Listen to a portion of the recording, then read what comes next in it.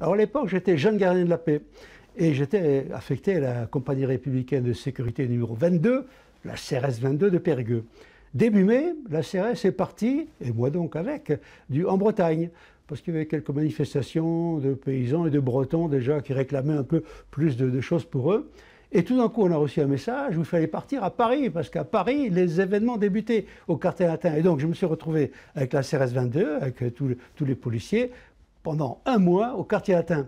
Mais chose extraordinaire, certes, j'étais en uniforme, donc au quartier latin, pour un peu endiguer ces manifestations d'étudiants, mais dès que j'étais en repos, je me mettais en civil. Et je suis allé moi-même au quartier latin, que ce soit à l'Odéon ou alors à la Sorbonne, et c'était extraordinaire. Et le souvenir vraiment impérissable que j'ai, c'est qu'à l'Odéon, il y avait ce qu'on appelle les catanguais. Les catanguais, c'était un peu le service d'ordre un peu des étudiants, un peu particulier, et ils nous fouillaient à l'entrée. Et je me rappellerai toujours, heureusement j'étais en civil, le catanguais me fouille et me dit « Excuse-moi camarade, tu peux rentrer pour assister ». Et c'était vraiment le bouillonnement intellectuel un peu de ces jeunes étudiants. Et moi j'étais très jeune à l'époque, puisque j'avais 25 ans. Et c'est avec plaisir vraiment que j'ai participé aux deux côtés. C'est ça qui était formidable.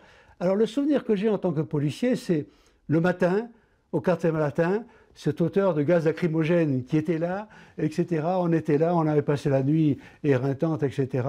Mais je n'ai pas participé à des charges importantes, simplement j'étais là pour surveiller le bâtiment public, des choses comme ça, garder le petit pont à Paris, qui était un ancien pont de Paris, pour éviter que les étudiants franchissent la Seine. Donc j'ai vraiment participé à un mai 68 un peu particulier.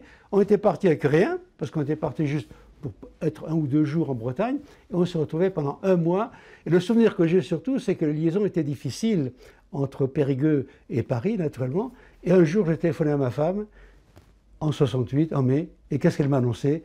Qu'elle était enceinte de notre fils. Donc vous voyez, c'est différents, comment dire, souvenirs qui sont mêlés pour ces événements de mai 68.